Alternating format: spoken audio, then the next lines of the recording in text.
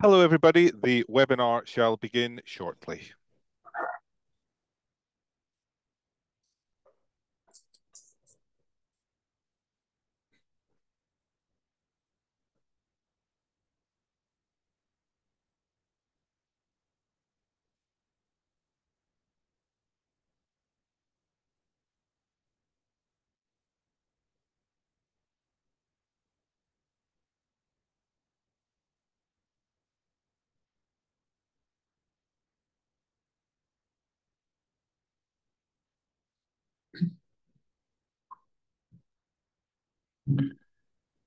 Hello, everybody, and welcome to this live recording of an episode of Global Government's Forum's Leading Questions podcast, setting out the findings from Global Government Forum's Making Government Work report.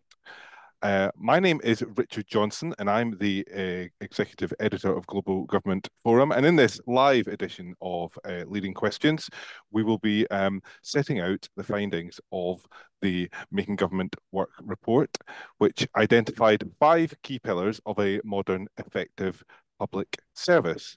Leading Questions is Global Government Forum's podcast looking at the leadership challenges that civil servants face in governments around the world. And in this episode, I'm going to speak with the report authors, Siobhan Benita and Lord Gus O'Donnell, about the key findings from the report and what they mean for civil servants. So just a quick introduction to those who are joining me on this episode today. As I said, I'm joined by Siobhan Benita, who will be a familiar face and voice to those who attend Global Government Forum events and listen to our podcasts. Siobhan is the executive advisor at GGF, and before joining us, she worked as a senior civil servant with over 15 years' experience in Whitehall, working in many major delivery departments, as well as holding senior roles, at the heart of government in the Cabinet Office and the Treasury, which included supporting our other panelist, Lord Gus O'Donnell, on work on civil service reform and strategy. And as I said, Lord Gus O'Donnell is also with us today. Gus is a former Cabinet Secretary and Head of the Civil Service in the UK, where he served Prime Ministers Tony Blair, Gordon Brown, and David Cameron in that role from 2005 to 2011. And prior to his role as Cabinet Secretary, Lord O'Donnell's other roles included Permanent Secretary of the UK Treasury and as Press Secretary to then Prime Minister John Major. So we're going to set out the findings from this landmark piece of research, which was based on interviews with 12 of the most senior civil servants around the world. And we're really excited to share the findings with you, but we also want to answer your questions about the research. Please do get in touch using the Q&A function throughout the session, and we will take as many of your questions as we can. Whatever device you are using, you should be able to find the Q&A button. Please submit questions and we will intersperse them throughout our conversation. As I say, the report has been produced based on interviews with 12 senior civil service leaders from around the world. And before we set out the findings, Siobhan, do you want to explain how and why GGF undertook this project? Sure, yeah. Thanks, Richard. And hi, everybody. Great to be with you here today. It's unusual for me to be in this position with Richard kind of chairing everything because that's normally the role I'm in. So this feels slightly strange. But yeah, to give you some background to the research, Global Government Forum, part of its mission is to bring together leaders of kind of civil services and public services around the world to share challenges and share good practice. And every year they come together at the Global Government Summit, which for the last 10 years and more has been held in Singapore. And back in 2023, and this was kind of where we were all coming out of the post-COVID period, huge challenges, I think, facing public sector leaders around the world, global conflicts, shifting demographics, transition to net zero. So all of these things were being discussed. And Donna Cadogan, who is the Cabinet Secretary for Barbados, hearing those discussions, it was her first time at the summit. She kind of sat back and she said, it's incredible kind of how many challenges we are facing that are common to all of us, regardless of kind of the size of our country or where we are on kind of our economic development journey. And she said, wouldn't it be fantastic if when I'd have taken up my position, there was kind of a toolkit that had been developed by all of my peers, which would have helped me. Because she said for a long time when she took up the post, she felt like she was batting in the dark. So next slide, please. We took that kind of call to action from Donna, and we thought, well, how can we help here? Because this is a big part of what we do. And essentially, we looked back at those conversations that have been had over the last kind of 10, 12 years at the summit, pulled together kind of key themes that had come out, and found some questions that we wanted to put to current leaders around the globe. And we really wanted to get that kind of snapshot from current cabinet secretary level leaders. And this had never been done before, so it's kind of a quite unusual piece of research. Gus O'Donnell, who glad that really delighted is here with us today. We reached out to him, obvious piece of work for him as he's worked with Global Government Forum before, and said, would he like to be part of this and help us to shape those interviews and carry out those interviews as well. So we're really delighted when he said that he would be happy to do that. The interviews were kind of semi-structured. As I said, we based them around the themes that had come out of that summit, but also lots of the work that Global Government Forum do throughout the rest of the year. It was a safe space, so people could talk. We weren't going to quote them. We weren't going to attribute things that they've said, so they could talk very openly and honestly with us. And we were keen to get a real range of views from people. So if we go to the next slide, I'm not going to go through kind of because you can see it there, and we can send these slides to everybody and share them with you. But I think the good thing that we had there is we had a really good range. So we've got smaller countries, larger countries, very developed, developing countries. And where we couldn't, so we've gone to the cabinet secretary level. So they are kind of, they would have been the equivalent of what Gus was when he was the cabinet secretary in the UK. But some countries, for example, like France and the US, obviously have political appointments in the upper levels of their civil service. So we chose the highest ranking non-political civil servant in that situation, and they were the people that we interviewed. So that was the background to it. And then as we go through, I think Richard's going to set out the key findings in a moment, and then Gus and I will talk in more depth about each of the 5 areas that we found. Great, thanks, Siobhan. And yes, indeed. And just before we get to those, setting out those findings, I just wanted to come to you, Gus, to kind of ask for your reflections on the project and your kind of main takeaways now that we've published the report. Thank you, Richard, and welcome everybody. It was actually a great opportunity. Siobhan and I were able to interview these current cabinet secretaries or equivalents, and to see how much they were struggling with similar problems. And these are problems that I remember confronting myself, although slightly different now.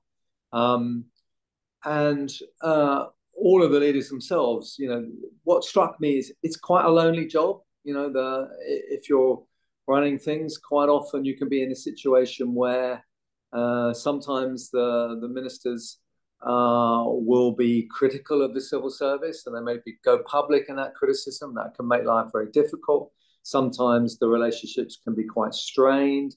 Trust can be impaired quite a lot, and it's really, really crucial. So what I found was there is a lot for them to have to deal with. I think we'll come on to the challenges, the global challenges, COVID, wars, climate change. Everyone's facing similar challenges, and they are facing similar problems, and they've got similar tools. So I think there was a lot to be learned by talking to all 12. And I think that's why I think this report has been distilled and has been found useful. I've just come back from Ottawa, where John Hannaford, the current Privy Clerk of the Privy Council, the Cabinet Secretary equivalent, John was getting together all of his leaders, and he wanted us in conversation to go through the report and point out the kinds of things we're going to talk about now.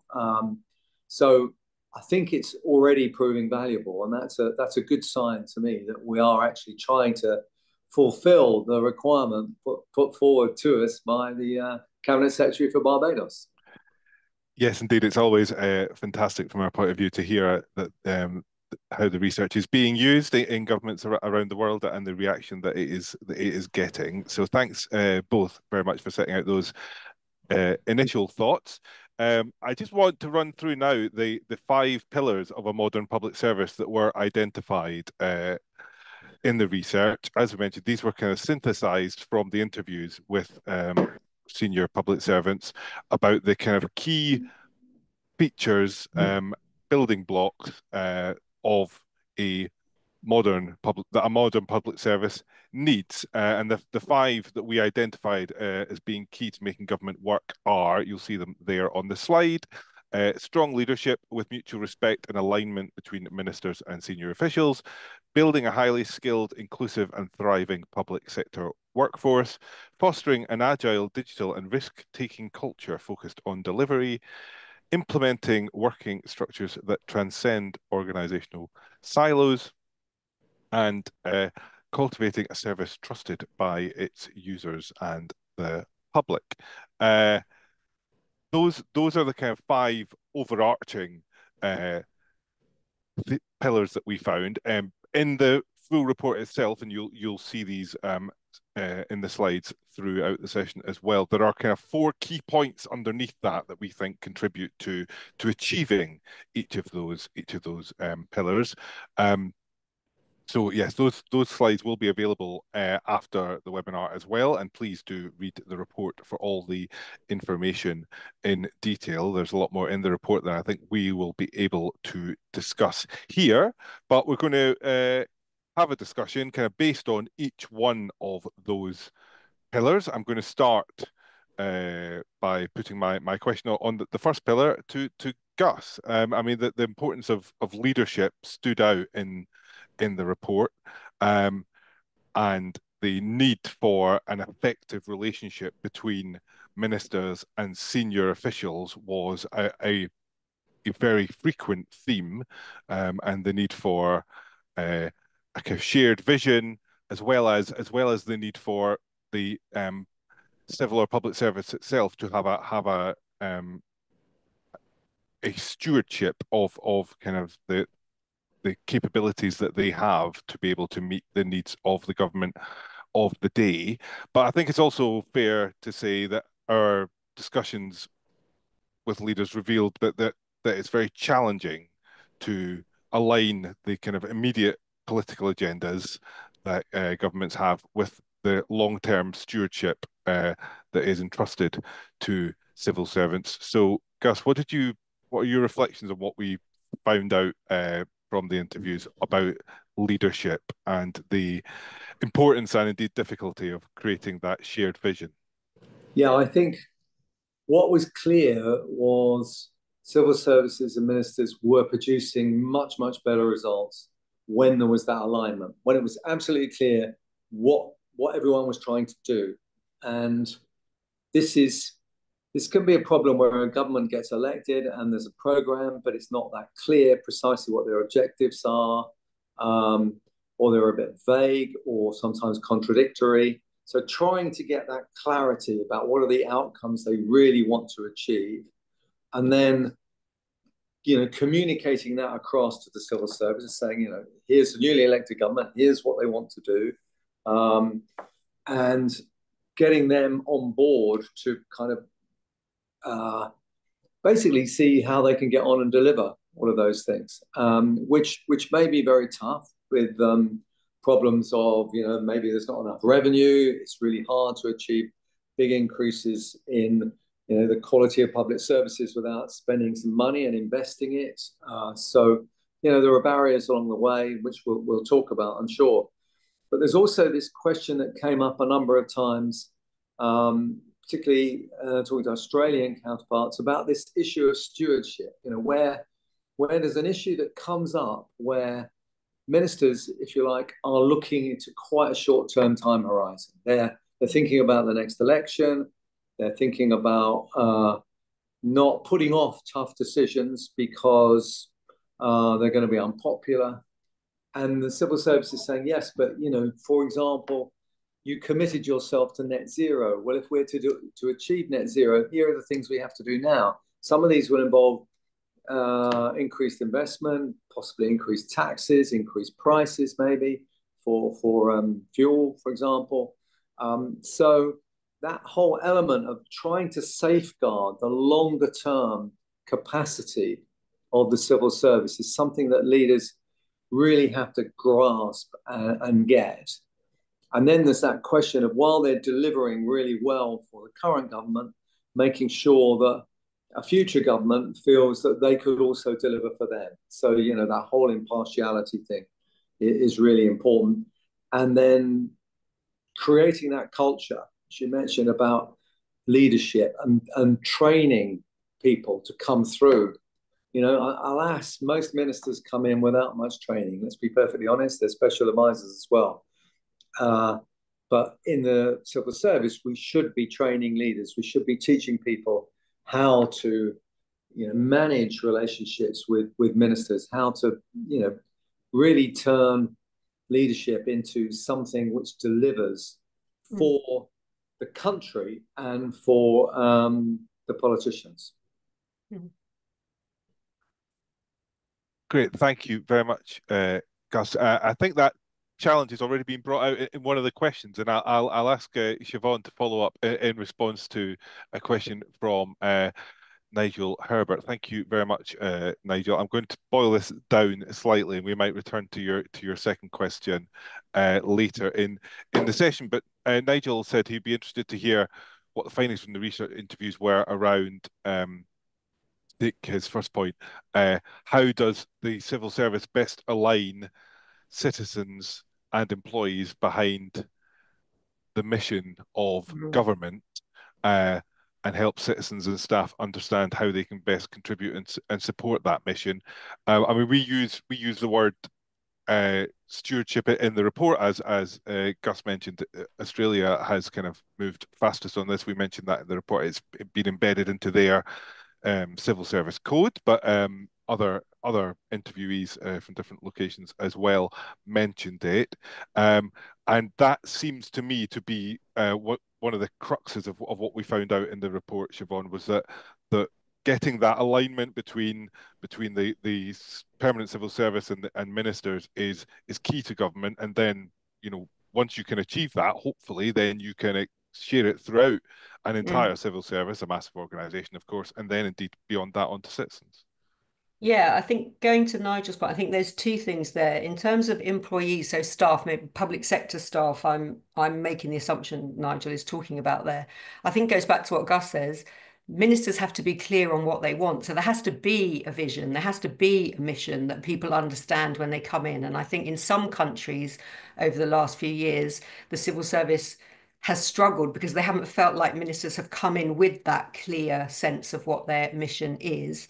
I think there also has to be an understanding on the part of ministers that even if they have a clear vision and a mission, it's the role and the responsibility of civil servants to speak truth to power, to give the impartial, evidence-based advice.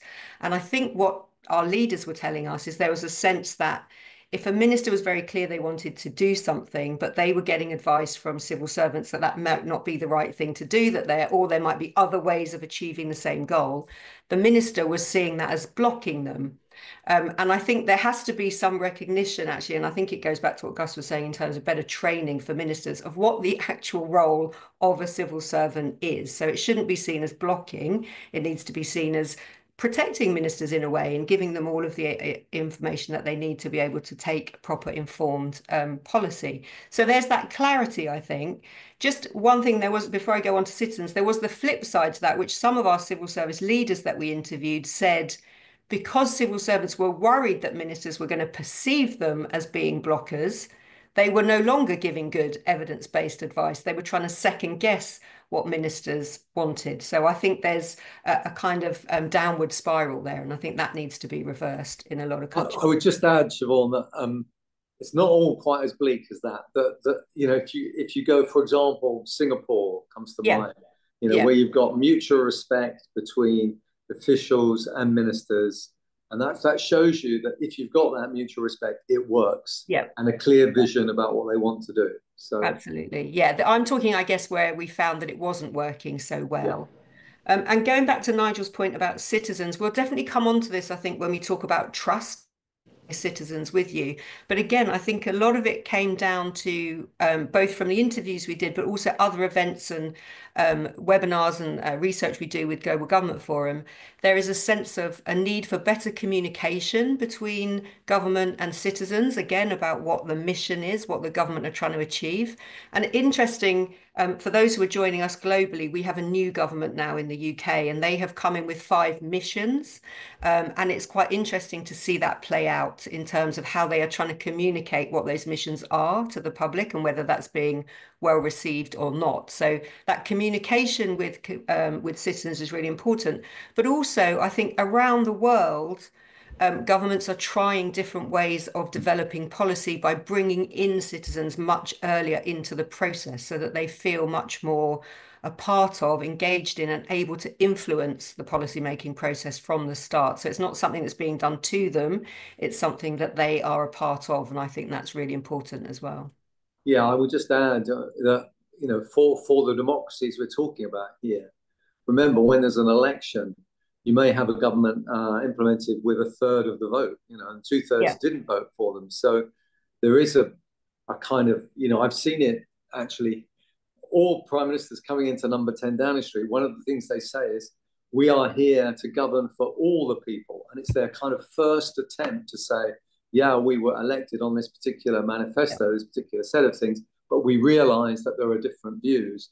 And so they now want to, as it were, develop a mission which is consistent with their manifesto, but which also accepts the fact other people had slightly different priorities and trying to take everyone with them. So there's a very big political role there. And there's also a role there for the civil servants to actually advise them on how best to achieve that so that they're working for the whole of the country, not just, their core vote. Yeah.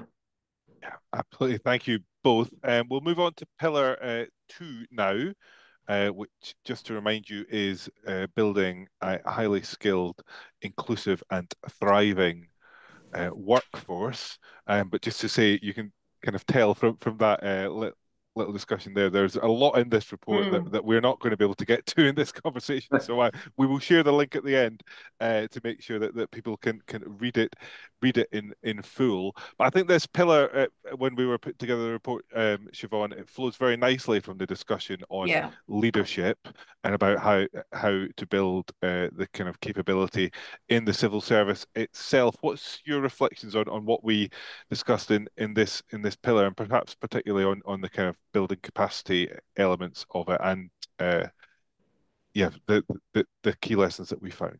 Yeah, so absolutely. So I think everybody that we spoke to was clear, all of the leaders were clear that because of the scale of the challenges that are facing them, having a workforce that is highly skilled, that is thriving, was kind of one of their top priorities. But they were also all very clear that they are struggling to achieve this.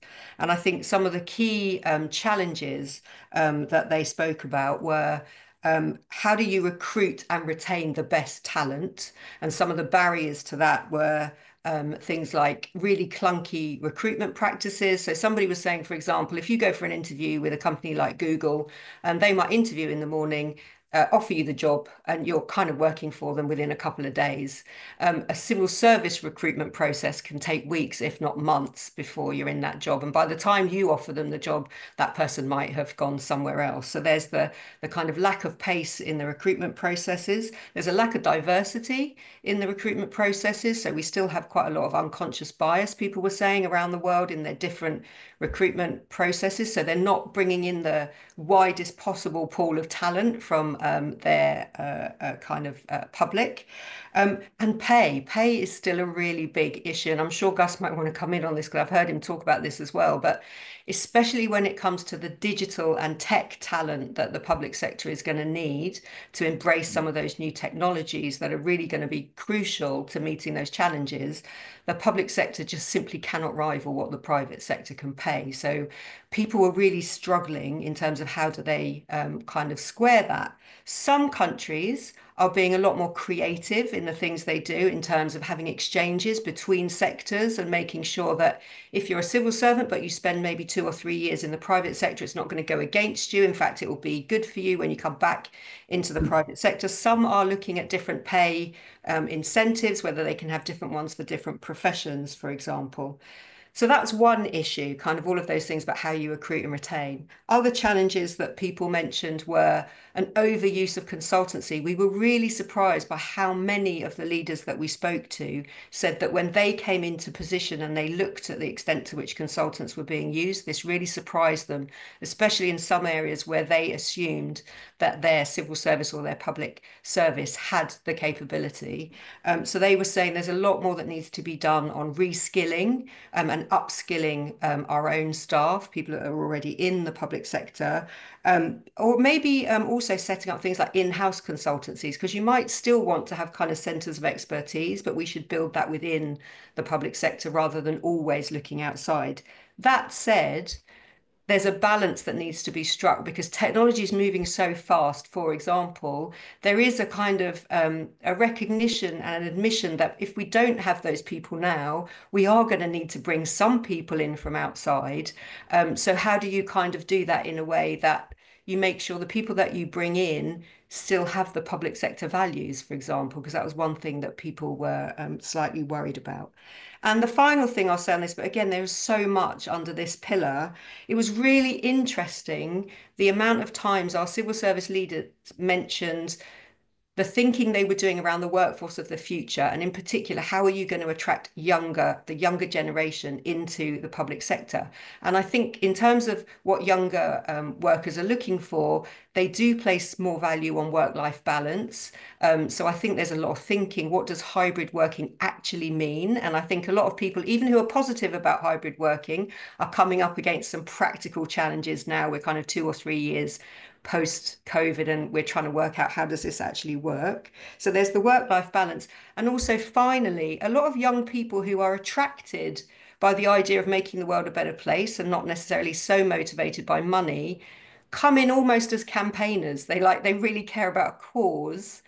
They might not necessarily then be as impartial as we would like them to be as civil servants. And how do you kind of then train them to say you are actually supporting a democratically elected minister, so you can give your advice, but it has to be a kind of fully rounded, evidence-based piece of advice. So Yeah. there's some of the things. Gus, I don't know if you want to come in. Yes, definitely. I mean, one of my bugbears about pay has been that the financial reward we give to civil servants, particularly in the UK, is basically weighted until after they've finished working for us. So the pension's great, but the pay's terrible, and frankly, that doesn't help you get on the housing ladder. It doesn't help you get a mortgage. So it's a waste, if you like, and we could rebalance it.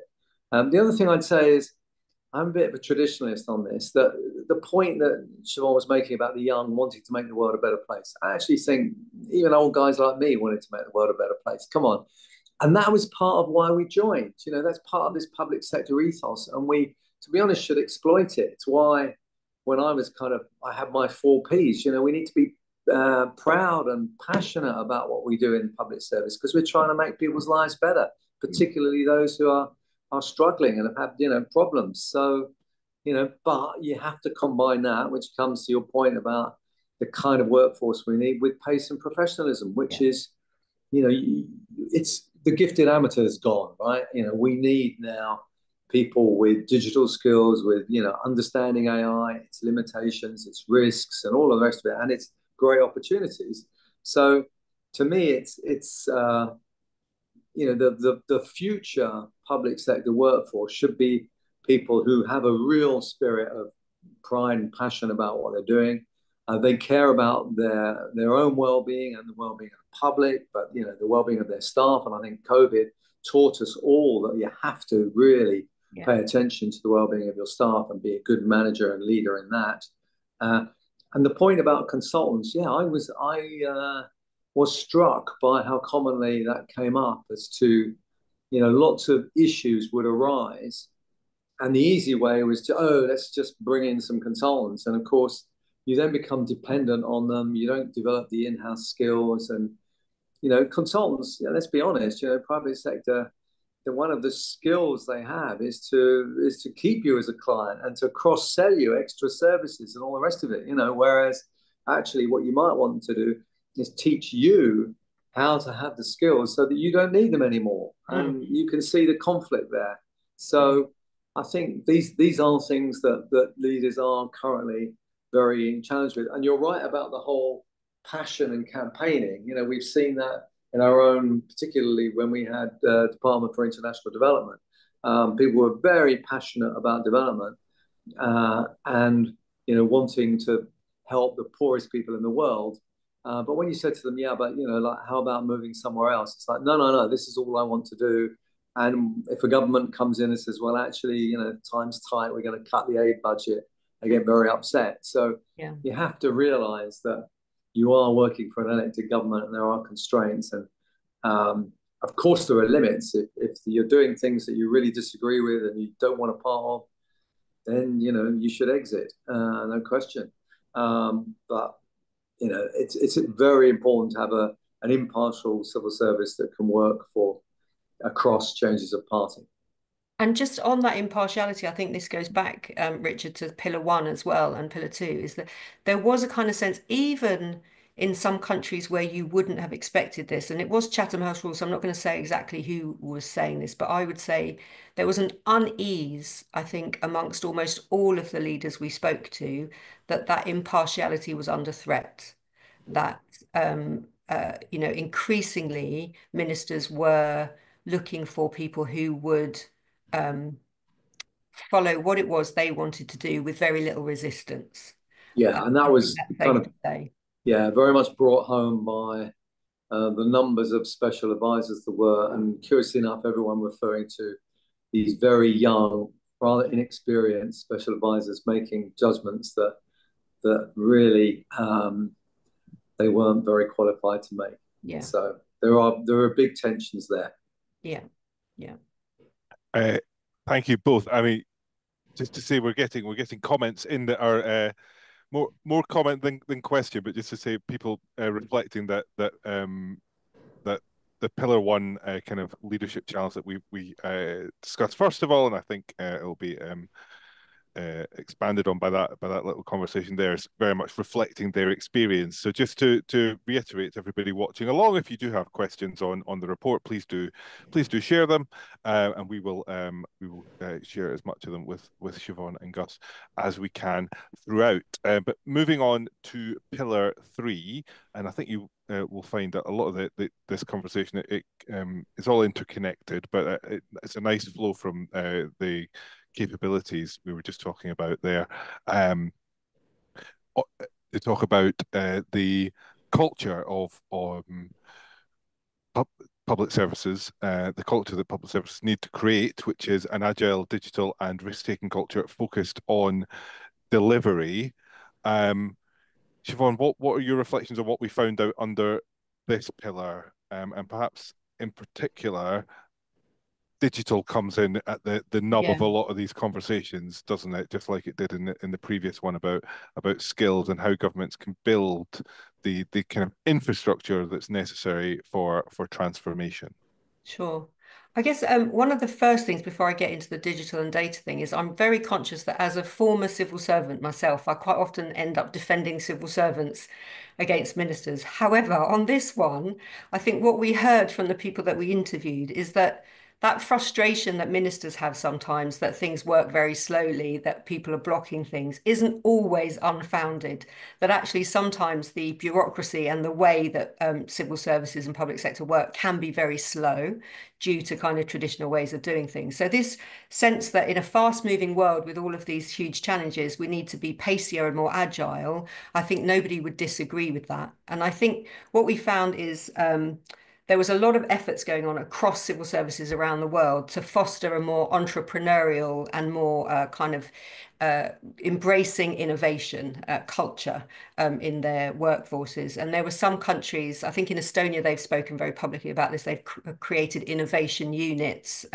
They've put innovation champions in place, for example. The key thing that came out, I think, in terms of where it's working well, there were two things in that you have to put resources behind innovation. You can't just pay it lip service, and you have to genuinely allow people to fail.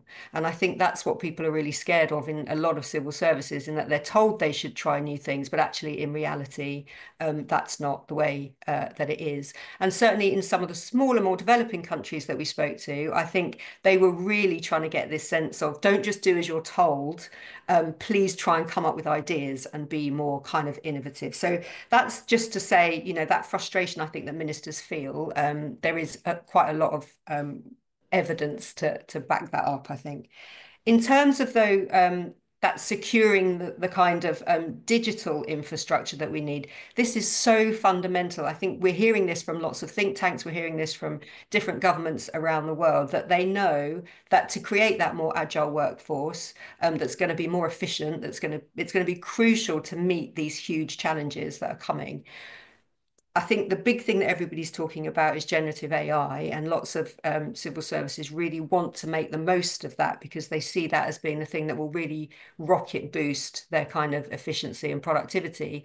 But they're struggling in certain areas. So I think the foundations have to be in place to be able to embrace those new technologies. And lots of people have old legacy systems that don't talk to each other. They can't share data. They're not managing data in the right way. So there are huge amounts of work that still need to be done in getting those foundations in place.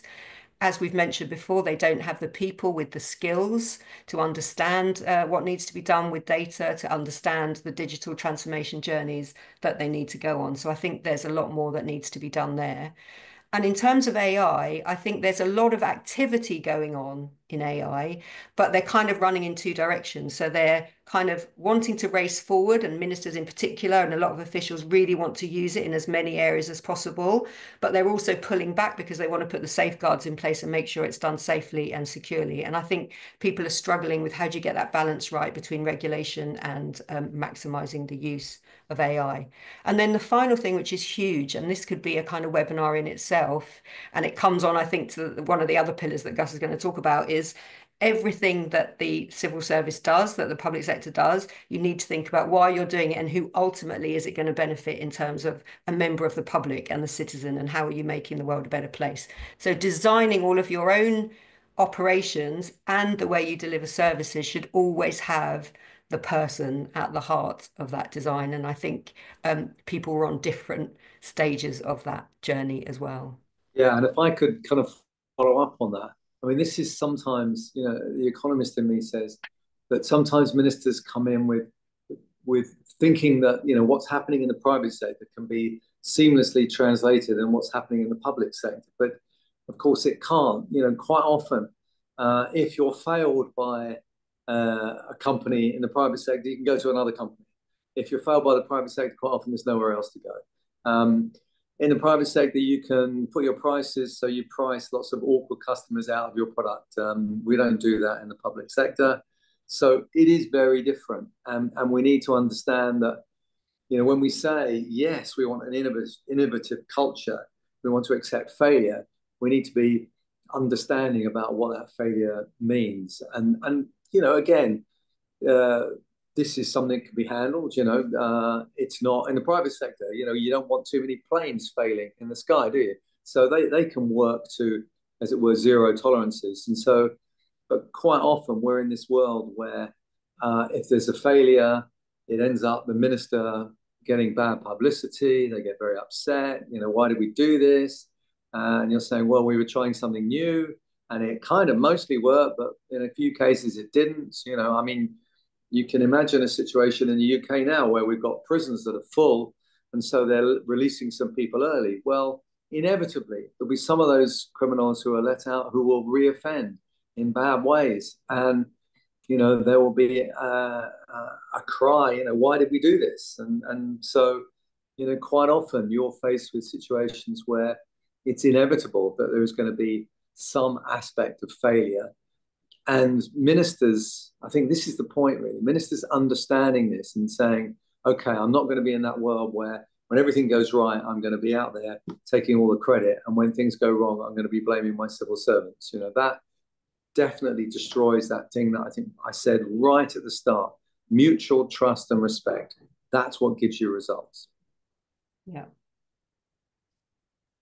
Yeah, absolutely. I think that's a really interesting point. And just to add on the AI point, which obviously is such a fast-moving area at the moment, I found it very interesting that the people we interviewed hadn't their governments hadn't quite alighted on kind of an AI strategy yet. They were very keen to deploy it where they could, but it hadn't been in a lot of cases hadn't been kind of crystallized into a national action plan. And just to kind of accentuate that a bit, we at Global Government Forum just launched our third Digital Leaders Report, which focused on the use of AI in the UK government, based a very similar format to this report, where people were interviewed under the Chatham House rule to share their thoughts on how their organisation or department was deploying AI.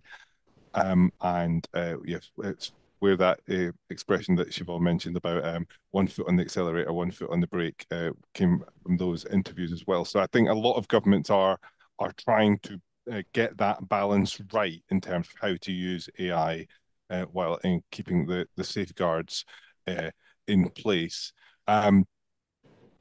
There's a couple of questions here. I will just share them with Gus and Siobhan. One from Heather Humphreys, who thanks you both for your presentation.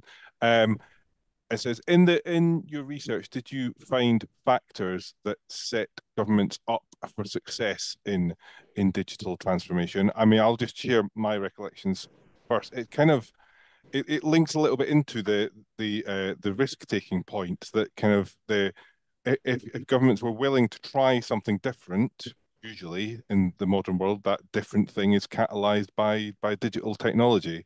But it was linked to the risk of the kind of the risk appetite to try things a new way, and not so explicitly linked to the report, but we're also hearing lots about kind of investing in the building blocks of technology to catalyze these future developments. But Siobhan, do you want to come in on any thoughts on what kind of the elements of success are? Yeah, so I'd say one, we will share with everybody, not just this report, but we'll share the other report that we did on digital leaders, so some of the stuff that came out of there. But also, as I say, this report captures not just the interviews, but wider work that we do. And we had a conference last week called Public Sector Data Live, and there we heard from the guy who used to head up all of Denmark's digital transformation stuff, and Denmark come out as #1 in the UN's kind of ranking on e-governments.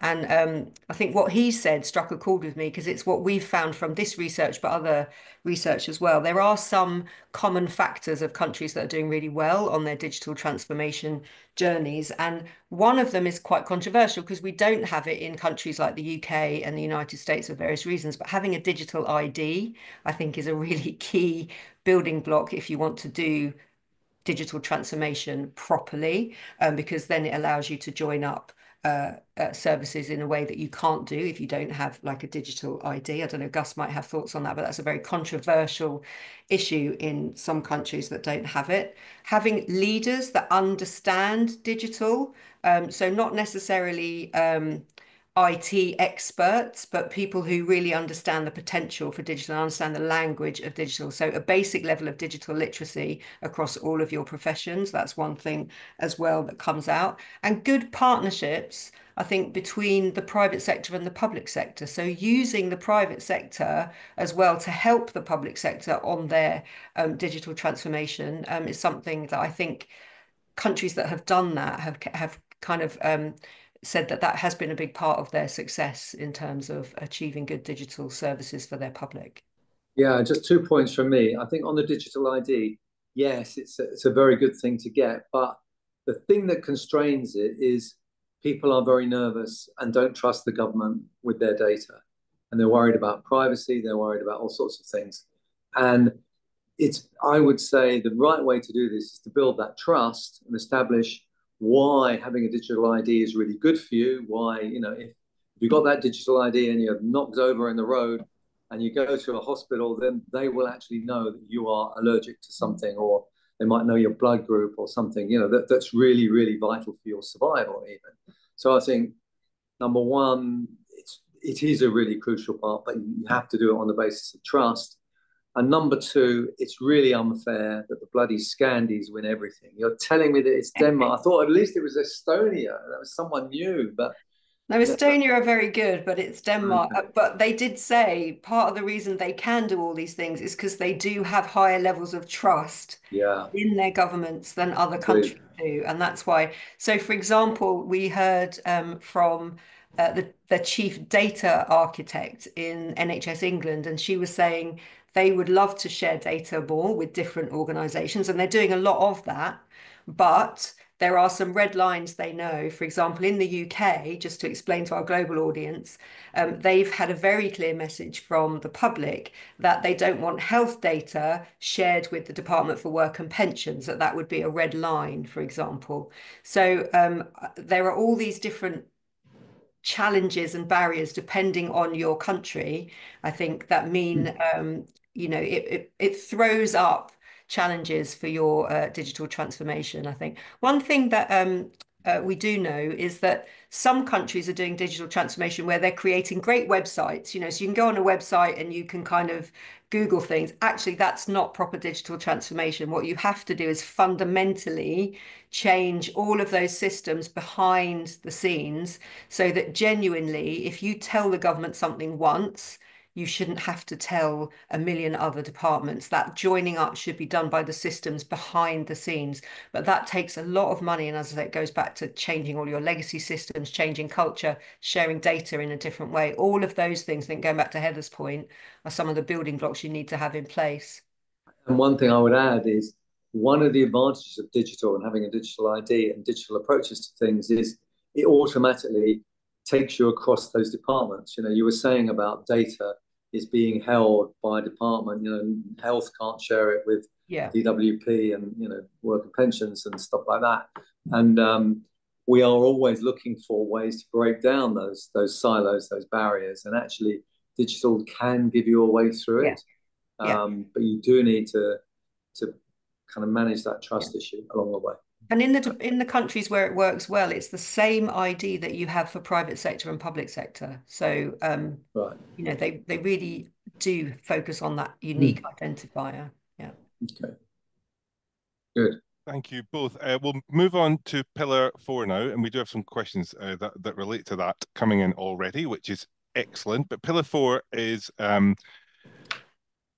developing collaborative working structures that transcend organizational silos. I'm sure everybody watching along would kind of know that as a long-standing aim in government. But the report, as well as kind of stating this as something that was needed, highlighted some examples of when it worked and when it has happened. There were examples from the pandemic, and also an example that Gus pioneered in his time as UK Cabinet Secretary around the creation of the National Security Council to bring ministers and officials together for collective discussions. And Gus, just to come to you on this, that was kind of highlighted in a lot of our discussions. I think those kind of joint committee kind of formats where officials and politicians are together as something that a lot of governments were doing to try and quicken decision making. Some of them, as in the pandemic, out of sheer necessity, but a lot of them then being embedded into the business as usual. Yeah, you're absolutely right. And it did break down lots of barriers, and I would really strongly recommend going down that route. I mean, there's a classic example in the UK of where outside forces can help you come up with a decision that crosses those departmental boundaries. When we were in the EU, there would be an EU directive coming up, and it might be in the area of, let's say, an environmental issue to do with fertilizers, standards in farming, and all the rest of it. Covered a number of different departments, number of different issues, and we would get all of the different departments together, and we'd have to come to a decision as to what the UK's position was as we went into those negotiations with all of our EU partners to try and influence that directive. So it was, it was well designed to achieve the outcomes that everyone wanted to achieve. And of course, with us being outside the EU, I've been able to observe how that process is sorely missed. And so now when you've got these cross-departmental issues, quite often you can find a situation where they'll talk about it, but they won't come to a solution. They won't come to a single answer. And you're faced with departments doing things which might be contradictory in order to achieve their particular objectives, but separately, and not achieving the overall objective, which might involve trade-offs between those two things. So I would say, one of the great things, if you're thinking about how to get cross-departmental work going, a common enemy or a common requirement really makes it work. So in national security, that is most obvious. You've got a common requirement to face up to an external threat. So that helps you bring together the intelligence agencies, the Ministry of Defence, your Foreign Office, all the key people to come up with a strategy. And similarly, climate change and all the rest of it. All of these big challenges, you need to think of them as there's a common enemy or a common threat or a common objective you want. And all the departments need to be pushing together to do that. And there are various ways. National Security Council, we might come on to it, but missions, mission-led government is another way of looking at this, having a mission which spans a number of departments and which everyone is working in their own particular areas to achieve a common goal. And just to expand on that in reference to one of the questions we've had in from Vernie Oliviero, who says the number of cross-cutting issues that governments face is growing, and who is managing the coordination of the policies and deconflicting regulations as well. I'll let you come in on that in a second, Siobhan, because I think Gus has touched on a couple of different models there. What I think is really interesting from the research was the kind of previous model of a lead department, that the health department, for example, would have led the response to the pandemic and would have had that as its specialism throughout, is kind of no longer fit for purpose. And that a lot of the interviewees we spoke to are saying that it has a strong centre is required to do the cross-cutting work, and that needs to be resourced and clearly kind of thought about, but that even issues, like a pandemic, which one would think would sit fairly comfortably in the health department's portfolio, that lead department model was one that governments were moving away from to an empowered centre that can, be the quarterback, I think was what one of the interviewees said. Yeah, definitely. Go on, Sean, after you. No, I was just going to say, I mean, I think COVID, so it did show that, you can't necessarily run something that you think you could out of a policy department, but it also showed at the same time that when you need to, you absolutely can bring people together and coordinate in a way that you don't outside crisis kind of mode. And I think the leaders that we spoke to, I would say this is the one area where there was the most frustration because they felt like it should be something that you should be able to do. I joined the civil service in 1996, and we were talking about joined up government then, and we're still talking about joined up government now, and we still haven't achieved it. And in many ways, it's just about getting people and systems to work together. But when you dig down, actually, that's really complicated because you have all of these systems that have been created in silos, and you have cultures within departments that have grown up over many, many years with people not talking to each other. And crucially, the money flows vertically, and we need it to flow horizontally. it was interesting the number of interviewees that we spoke to who mentioned the delivery units that have been set up under New Labour and that they were trialing those themselves as a way to try and create a more horizontal approach. And as we mentioned at the beginning, and I think Gus touched on it again, the new government that's just come into power in the UK is now talking about setting up mission boards around the 5 missions that they have, which are these big cross-cutting, they cut across departments. So it'll be interesting to see, because they haven't done it yet, whether they then fundamentally change some of the structures underneath and do some serious shifting in machinery of government. But that it's not happening at the moment, but it'd be interesting. But I think those were the big things that came out, this frustration that you just should be able to get departments and people to talk to each other, but it isn't happening despite all of this change. As Gus mentioned, I think digital transformation, as I said, because you need to change the systems that lie underneath all of these kind of fancy websites, that might be the thing that helps to change some of these ways of thinking. But again, the money is still not flowing horizontally. The money in spending reviews is still going to departmental silos. So it's a really difficult Well, nut to crack. but one of the ways is to change that and to have missions with their own budgets. So you can do that.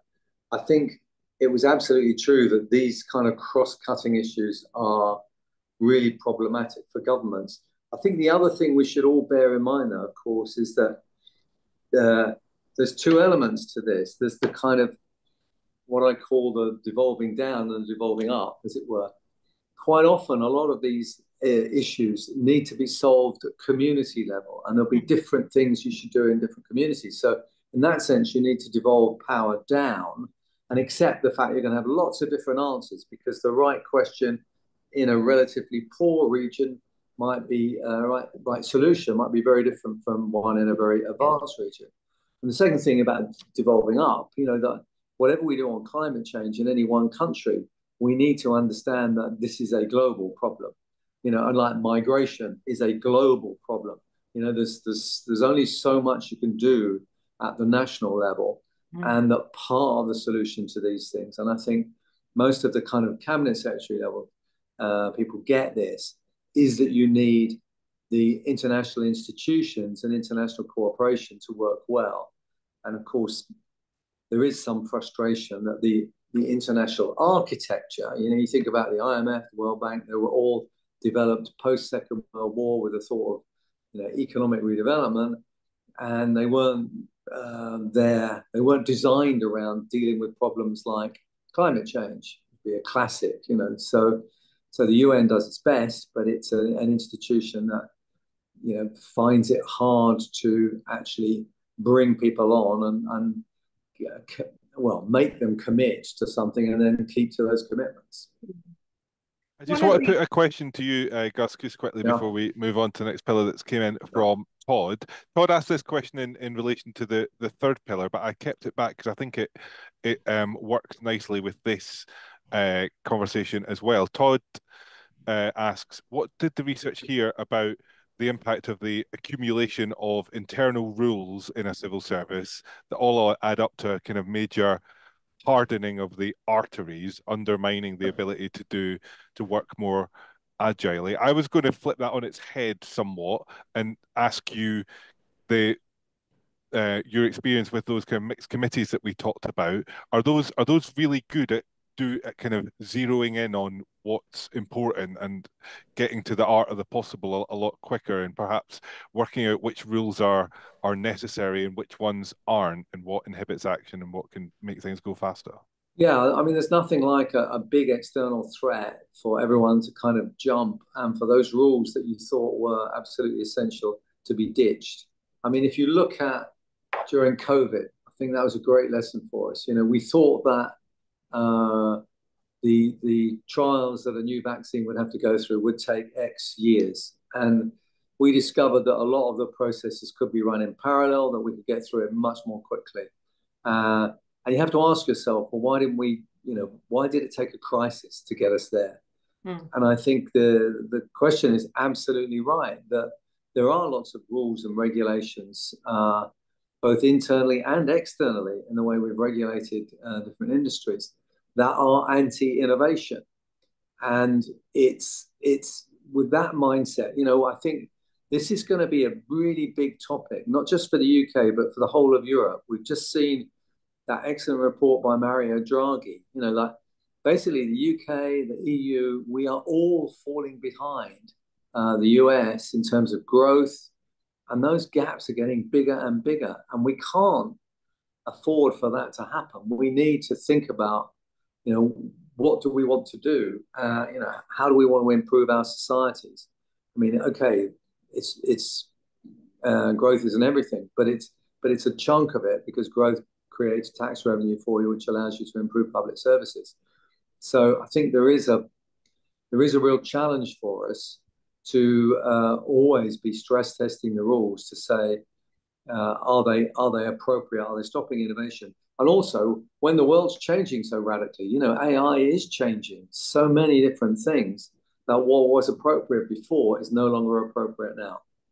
And actually, on that, I think one of the things that has come out of GGF work more widely is that AI will actually help with that, because AI will speed up our own internal processes. So it will cut through a lot of the bureaucracy, I think, that we're talking about here.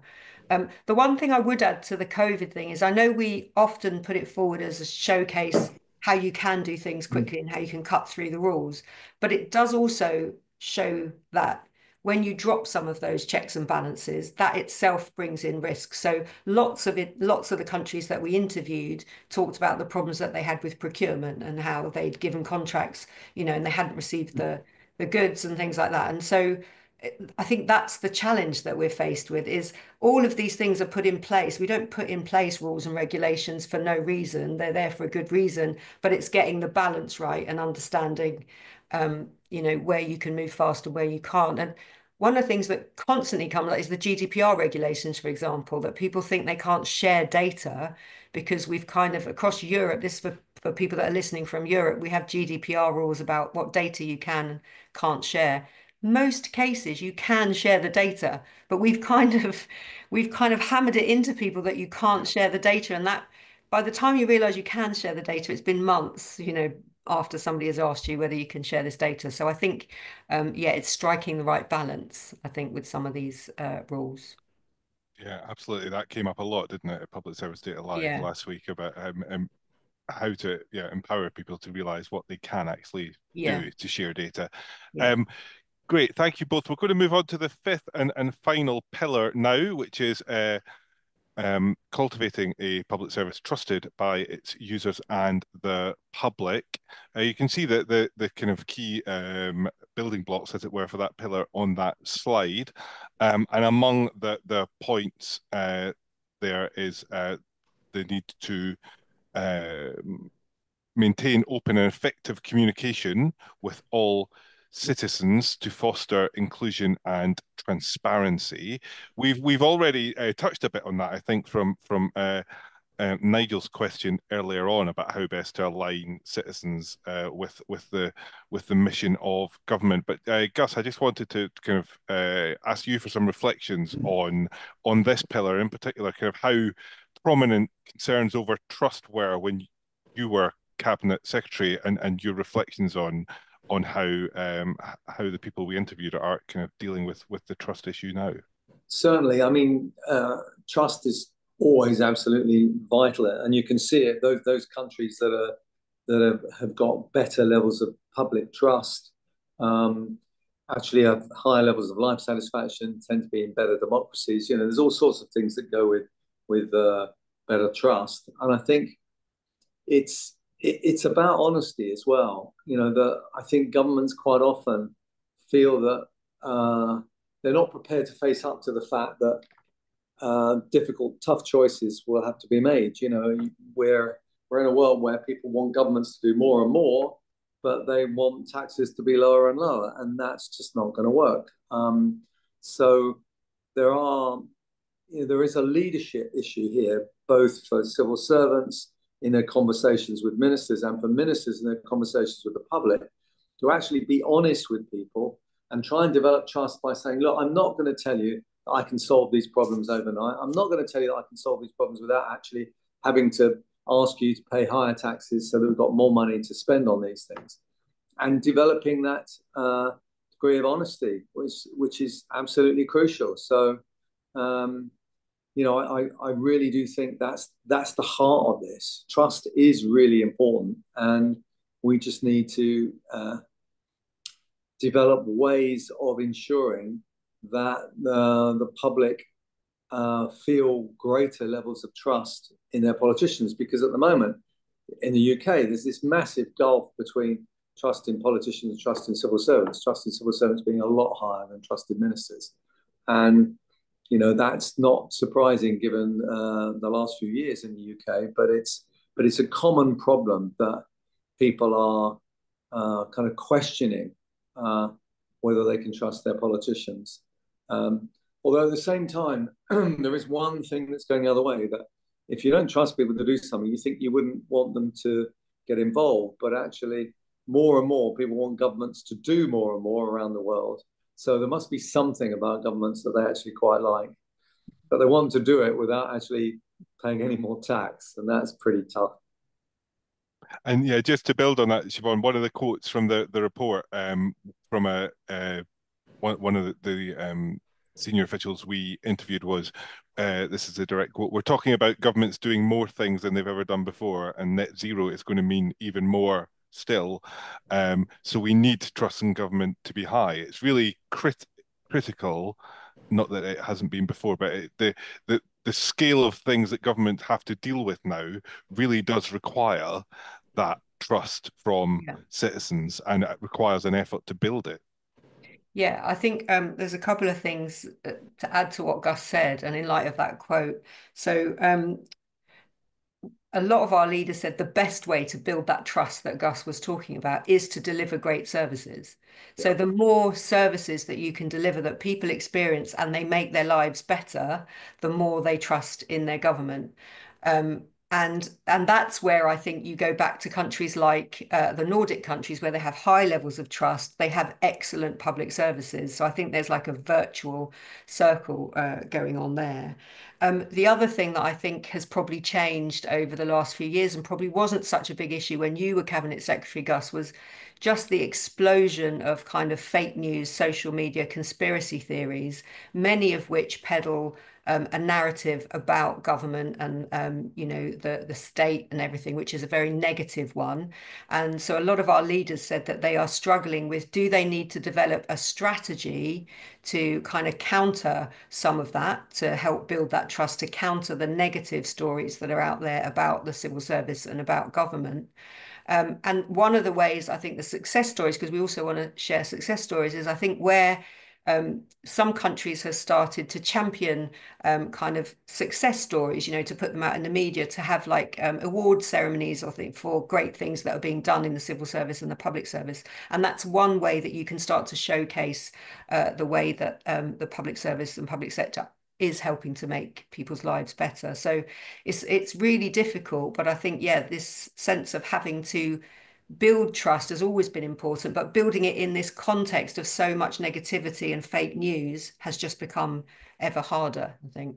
I would just reinforce what you said, Siobhan, about it's actions, not words, that really build trust. That I've heard so many prime ministers on the steps of Downing Street say, I'm here to rebuild trust in the political system, and they all say that, but I mean, that it's really, people will come to trust you if you actually do what you say you're going to do. And when they come to engage with public services, they are what they say they are. Yeah, absolutely. Great. Thank you. Thank you both for those contributions. I just want to briefly touch on the next steps in this project. As I said, we've published the report now that you can find on the Global Government website, and which I will share with everybody now. So please do read it at your leisure. But one thing we're very aware that we didn't do in this project is kind of stress test these these pillars with political leaders. So that's one thing that we want to do next, is speak to those who've been involved in leading governments on the political side, the elected officials, to get their thoughts on uh, whether these are the right priorities, and if they reflect their own times in government. And we would also want to develop kind of best practice under each of these pillars. As you might have guessed from this conversation, there's a lot of information that goes into each of these pillars. So it will be a kind of a bit of a project for us to identify that best practice, which is where I would urge anybody who has thoughts on what their government is doing well in these areas, please do get in touch with us. We want to make as much use of, as Siobhan says, sharing the success stories from our audience as we possibly can. So please do get in touch with Global Government Forum to share your success stories, your examples of best practice. With us, and we aim for this very much to be an ongoing project. We want to find the best practice, and we want to test it with different people in the ecosystem as well. Siobhan, do you want to add anything on kind of how we'd like to hear from more people on the various pillars? No, the one thing I would add is that I know we've mentioned a lot of the concerns here, but what really came out from the interviews very strongly is that the reason why so many people that we spoke to were in the public service, and had devoted their lives to public service, was to make the world a better place. So as you say, there is a lot of good stuff going on, and we might have painted a bit of a negative picture in terms of highlighting the challenges, but lots of countries around the world are already doing good things to meet those challenges. So the more that we can learn from each other, given our resources are so tight, it's just crazy if we're all reinventing the wheel around the world. So the more we can learn from each other, the better. So yeah, absolutely. If you think your country's doing great things, then please let us know. Definitely. Um, Sorry, Gus, do you want to share any closing No, thoughts no, as well? just say absolutely. I mean, and that to me is something that GGF can bring to this. There's that whole point about we need to learn from each other. Let's not all think just which is what started this project in the first place. Exactly. It's like, what do I do? I'm faced with this fake news. I'm faced with the rise of populism, and how do I manage this? And everyone's going through very, very similar issues. The global challenges are the same. So, let's work together. I would say at the moment, going back to Donna's, the Cabinet Secretary from Barbados, going back to her call for action, we're kind of halfway there. We've mapped out the challenges. Now we need to produce the toolkit that's actually going to help Cabinet Secretaries of the future when they take up their post to know where they can go for a bit of support and advice and good practice. So cricket in the twilight, is that what you mean? Something like that. Yeah. Great. Thank you both very much. That's been an excellent discussion and run through of the Making Government Work research. Thank you to everybody who has joined us for this live recording of the Leading Questions podcast. The podcast will be in your podcast feeds in due course. Please do keep an eye on the Leading Questions feed. We published the latest edition on Leading Questions just yesterday, a conversation between myself and Dan Honig, who has written a book, a very timely book based on our conversation too, called Mission Driven Bureaucrats, Empowering People to Help Government Do Better. So we had a conversation about how to get civil servants to deliver missions. And we also have a podcast coming out on that feed very shortly on the policy issues that are dominating the US election as well. So please do keep an eye on your Leading Questions podcast feed. Do subscribe wherever you get your podcasts if you don't already, and you will be able to hear those episodes and indeed this one in due course. So thank you to everybody for joining us. Thank you to Gus and Siobhan for this conversation, and we hope you can join us for another one of our webinars very soon. Thanks. Thank Thanks, you. guys. All See the you. best. Bye. Bye.